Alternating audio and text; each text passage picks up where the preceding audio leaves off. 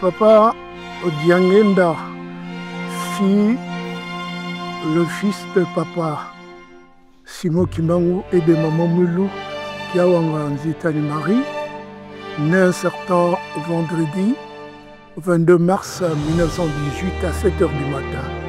En Kamba, un petit village situé dans le massif des Cataractes, un petit village qui s'appelait autrefois Mbanzabola, devenu Kamba, Nouvelle-Jérusalem. À l'âge de 3 ans, c'est alors que son papa, Simon Kimbangu, avait commencé l'œuvre du Seigneur.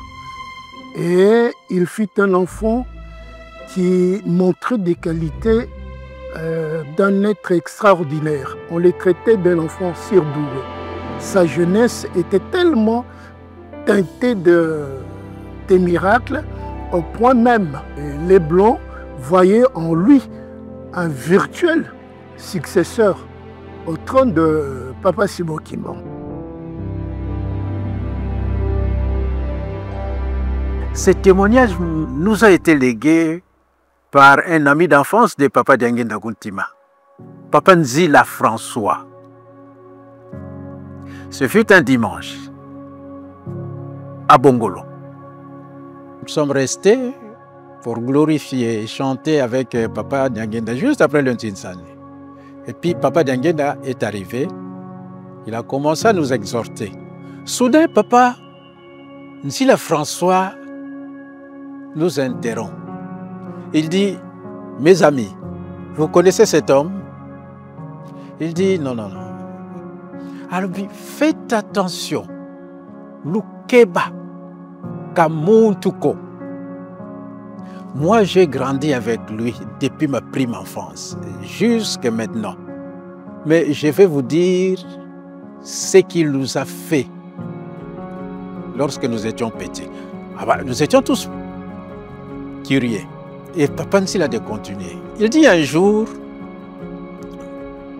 nous étions en train de jouer en Kamba. C'est vrai qu'en Kamba à l'époque, on ne pouvait pas se hasarder d'entrer en Kamba. Mais il était toléré que les enfants puissent jouer au niveau de Kilongo. C'était en 1927. Papa Odiangenda était âgé à peine de 9 ans. Mais les enfants, quand ils jouaient, il n'y avait pas de chemise. Hein. Quant à la culotte, c'est presque un soupçon de culotte qu'il portait. Papa Nzila dit ceci. Papa Odiangenda les interpelle. Il dit, les amis, regardez un peu là, regardez sous cet angle-là, regardez. Tout le monde a boudé. Il dit, écoutez, ce garçon c'est un sorcier. Moi je ne regarde pas, les autres, non, non, non, non, non. Il dit, non, non, non, regardez. Ses amis, en jetant un coup d'œil, qu'est-ce qu'ils avaient vu? Le ciel s'était dévoilé. Et ils ont vu une multitude d'anges. C'est Papa Nzila qui dit. Mbasi, les anges à Kikongo. Une multitude d'anges, beaucoup d'anges. Tu ne peux pas distinguer leur sexe. Très jolis par leur figure, ils étaient là, calmes. Tous émerveillés. Pendant que Papa Odiangenda, qui était là torse nu, avec un soupçon de culotte, il demande aux anges de sourire. Au même moment qu'il leur a ordonné de sourire, les anges ont souri. Papa Nzila nous dit, sans humour, il dit, mais non, mampilaïna, mais non, les dents. Mais je n'ai jamais vu une femme porter des dents comme les dents des anges. Kitoko Kampilaïna. Comme si cela ne suffisait pas, Papa Odiangenda donne également l'ordre aux anges. Il leur dit de déployer leurs ailes. Au même moment, les anges avaient déployé leurs ailes. Bien que les choses étaient ainsi spirituellement, mais matériellement, ça posait légèrement de problèmes. Et d'ailleurs, lui aussi, Papa Diangenda, a été privé de l'affection paternelle dès que son papa Simon Kimbangu commence son ministère. Il sera arrêté, relégué. Et lui restera entre les mains de Maman Moulou qui va s'occuper de son éducation, de son encadrement. Diangenda Kuntima, c'est un nom très très significatif qui veut dire ce qui m'est allé droit au cœur.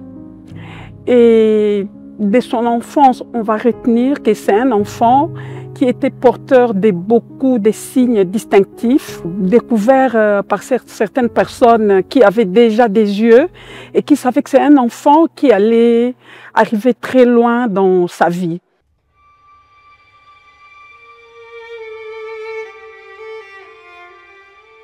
Jusqu'à l'âge de 15 ans, Papa Diangenda va quitter son Kamba natal pour rejoindre son frère aîné, Papa Kisoloke là à Boma, pour ses études. Tout au long de ses études, il a suffi de 10 années d'études pour le voir décrocher son diplôme avec rang de distinction à l'Institut Boma Mungu, ex-colonie scolaire de Boma.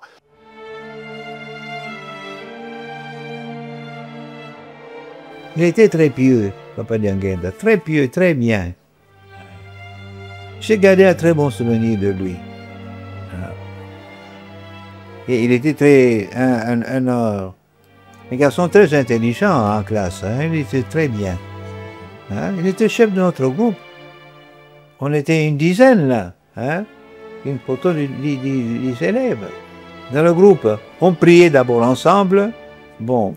Quand quelqu'un recevait la nourriture, il partageait avec ses amis. Hein?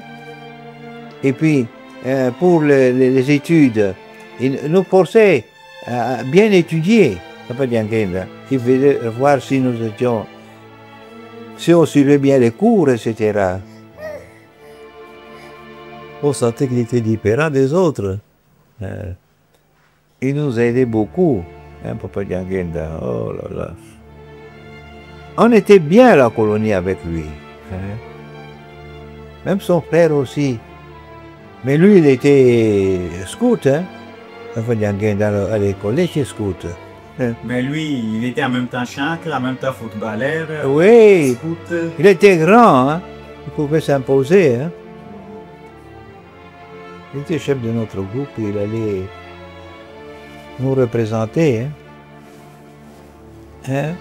Je suis né le 14 août 1926. Je suis un bout à mon tour. Mais aussitôt qu'il terminait ses études, là on est en 1943, parce qu'il a commencé à 1933, il sera enrôlé dans l'armée.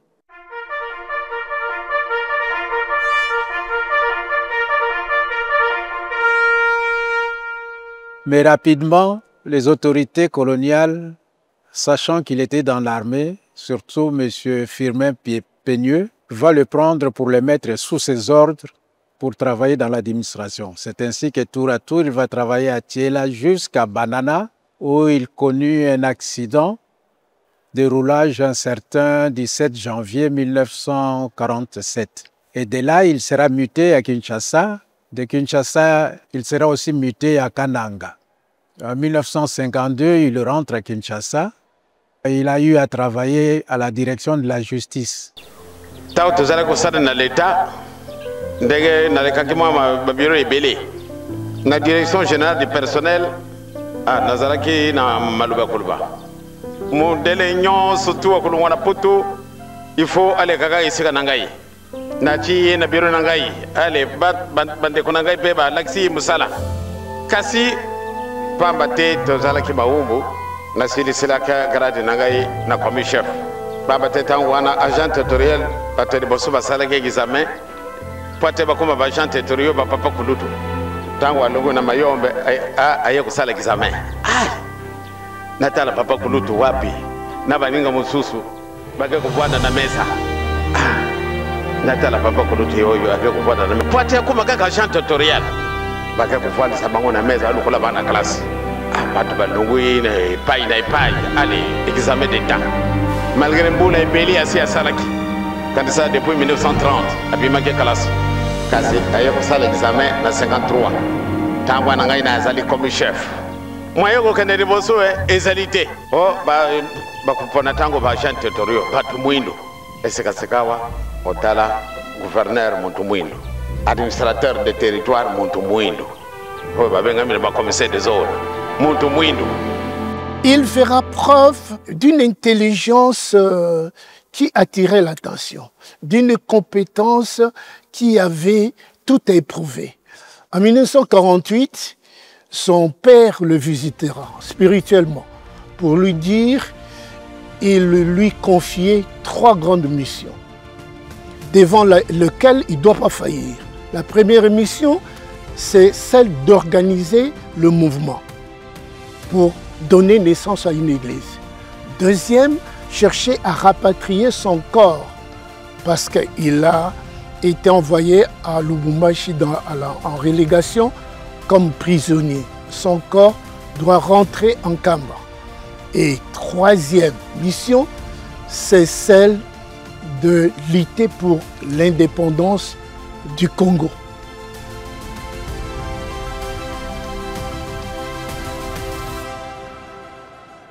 Répondant à l'appel de son père, il va démissionner de l'administration et c'est ainsi qu'il va prendre le règne de l'église kimbanguiste le 24 décembre 1959. Il est le bâtisseur de cette église, d'ailleurs l'enceinte dans laquelle nous nous trouvons, c'est lui le bâtisseur. Aux côtés de ses 2 grands frères, Papa Kisolokele Lukelo Charles et Papa Dialungana Kiangani, Salomon, Papa Diangenda Kuntima, en qualité de numéro 1 de l'église Kimbanguiste, c'est lui qu'on voit, c'est lui qui a bâti cette église, en ce sens que son père, Papa Simon Kimbangu, n'a donné que la parole. Papa Diangenda Kuntima était un vrai panafricaniste. Comme je le disais au début, il s'était consacré à l'œuvre de son père. Et voilà qu'il va se battre pour s'approprier de l'Église pour que cette dernière puisse quitter la clandestinité afin qu'elle soit connue mondialement. Et c'est alors que Papa Diangenda Kuntima va sillonner le monde entier pour faire découvrir l'Église. Et voilà, il va associer même les frères et sœurs de la diaspora. Et c'est grâce à Papa Diangenda que l'homme noir a retrouvé pratiquement son identité. Parce que de son vivant, Papa Diangenda ne cessait de nous poser des questions, notamment celle de savoir d'où vient l'homme noir. Donc c'est quelque chose qu'il voulait. Il voulait à ce que nous puissions nous approprier de notre identité.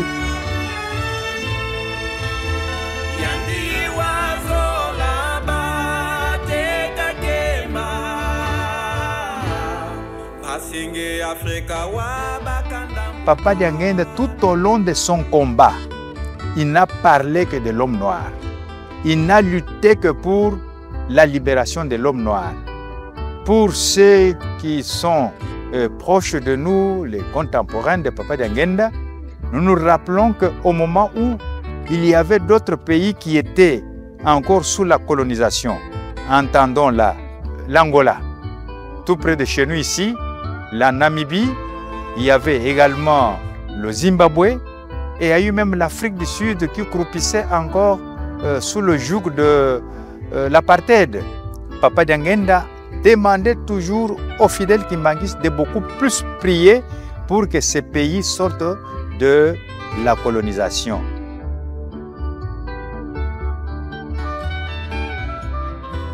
C'est le cas même avec le président Mobutu qui, emboîtant les pas à ceux-là qui avaient prôné le panafricanisme ou bien Senghor qui avait prôné la négritude, et le président Mobutu avait initié l'authenticité et après le mouvement qu'il avait appelé l'ENA, Ligue des États négro-africaines. Alors cette Ligue des États négro-africaines, il y avait Sakombi, le ministre de l'information de l'époque, qui s'était porté comme le porte-étendard de cette ligue-là pour l'annoncer à travers l'Afrique. Mais papa lui posera la question, vous y allez, c'est vrai, mais quel est le ciment pour cette ligue-là pour qu'elle puisse persister, puisque ça s'appelle Ligue des États négro-africains. Donc la Ligue des États négro-africains. Il y a quel ciment?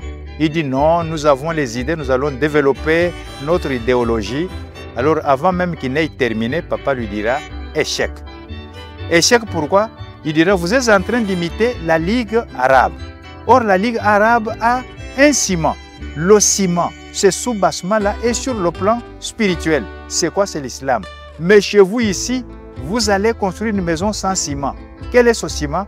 En principe, il aurait fallu avoir un soubassement religieux. Sans Papa Simoki Mbangu, dans cette ligue-là, rien ne va aller. Alors c'est comme ça que la Ligue des États négro-africains est tombée ou bien est morte de sa propre mort.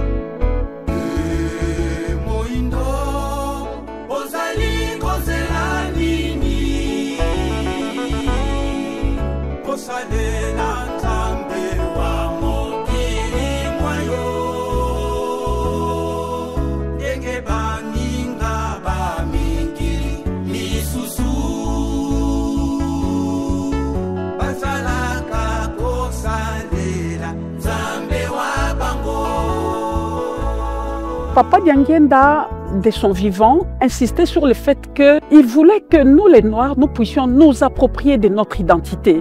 Parce que nous avons tendance à croire que ce qui est fait à l'extérieur de l'Afrique, c'est important que ce que nous faisons au niveau de notre continent, alors qu'il disait que le premier homme à être créé ici-bas, c'est l'homme noir.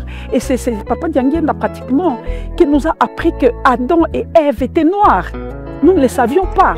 Donc c'est à nous de capitaliser ces acquis et de comprendre que nous sommes les premiers à être créés et que c'est nous qui allons donner le ton aux autres pour le développement de notre continent et pourquoi pas le développement du monde entier. Papa Dianguenda a résumé son enseignement sur 3 volets et une triptyque que nous appelons Bolingo Mibeko Misala. Ça c'est vraiment le résumé. L'amour, précepte, puis le travail. Mais au fond, Papa Dianguenda n'avait de cesse de le dire. D'où est venu l'homme noir? Par ces questionnements, il fallait avant tout, Papa Dianguenda cherchait à ce que l'homme noir puisse rétablir le lien qu'il avait rompu avec son Dieu créateur. Lieu qu'il avait rompu au jardin d'Éden avec ce que nous appelons le péché d'Adam et Ève. Papa Dianguenda n'avait de cesse de dire que si nous parvenons à trouver la réponse à cette question, c'est que la solution au problème de l'homme noir était résolue. Au sein de l'église kimbanguiste, nous parlons de la Trinité. Il y a Dieu le Père, Dieu le Fils et Dieu le Saint-Esprit. Et lorsque nous parlons de Dieu le Saint-Esprit, nous voyons nos papas. Voilà Misato. Dieu le Père, c'est Papa Kisolo Kelo. Dieu le Fils, c'est Papa Dialungana Kiangani, que nous appelons notre Seigneur Jésus-Christ. Et Papa Dianguenda Kuntima, c'est lui Dieu le Saint-Esprit. Donc dans la foi kimbanguiste, ce sont des dieux, j'insiste beaucoup, avec grand D. Papa Dianguenda Kuntima est Dieu. Pas n'importe quel Dieu, mais c'est le Dieu créateur. Les créateurs ont créé de qui tout procède, tandis que lui ne procède de rien. Papa Dianguenda, dans la foi kimbanguiste, c'est l'incarnation humanisée de Dieu. Le Dieu qui s'est fait homme, qui veut négocier avec les hommes pour les aider à sortir de l'obscurantisme tant traditionnel, moderne et scientifique. C'était un Dieu au milieu des hommes, pour les kimbanguistes. Donc, quand Dieu a dit, et quand il lit la Bible, allons, descendons et confondons, les kimbanguistes ont une foi ferme que Dieu était bien descendu. Et ce Dieu est incarné par Papa Diangenda, Papa Gisolokele et Papa Dialungana. Tous trois mis dans la Trinité divine. Donc, c'est l'humanité de Dieu.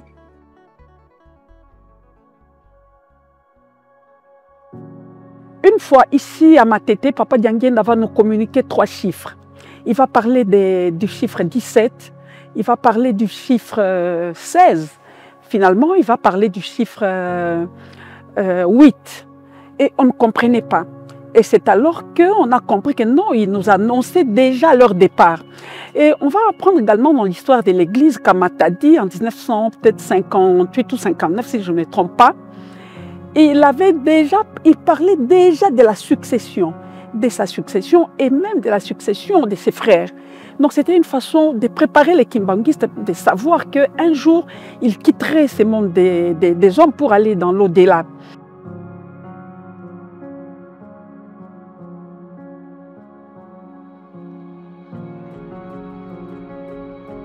Papa, okomi kala?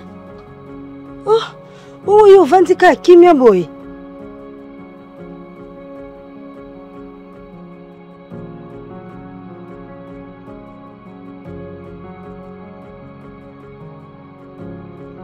Likambo moko boye. Oyoki yango te? Nayoki likambo te? Papa Diangenda kontima akufi. Naza na pasi moko na motema. Kondima nangeza koninga na makasi.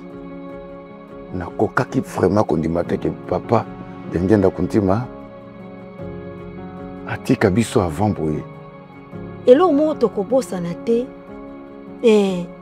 Ba papa bazalaki na nzoto. Et nzoto oyo ye alataki esengelaki kaka il faut alekela na nzela oyo. Après son départ, Église kokoma ndenge nini? Église ekokoma na ndenge oyo ozokanisela te. Lingomba ekotikala kaka lolenge yo yebeli yango. Ekotambola kaka lolenge yango etambolaka. Nzamba yebi oyo ezali mabongisi na bango. Eloko etungisa yo te papa. Nzambe akufi. Papa Diangenda. Papa Diangenda kutima nzambe ya. Oui, toyebi ke Papa Diangenda azali nzambe. Mais l'enseignement autre Dieu pas Papa Diangenda. Obungisi yango. La mort de Papa Diangenda a été perçue par les kimbanguistes comme un geste de transfiguration, pas de la disparition. Donc, Papa Diangenda n'était pas mort, mais il s'est transfiguré pour agir autrement dans une sphère qui ne soit pas certainement de l'ordre des humains. Pour les no-kimbanguistes, c'était la fin. C'était la fin d'un système dirigé par un chef religieux hautement spirituel à la tête d'une église qui a fait ses preuves. Et cette église a été véritablement un modèle de nationalisme et de patriotisme.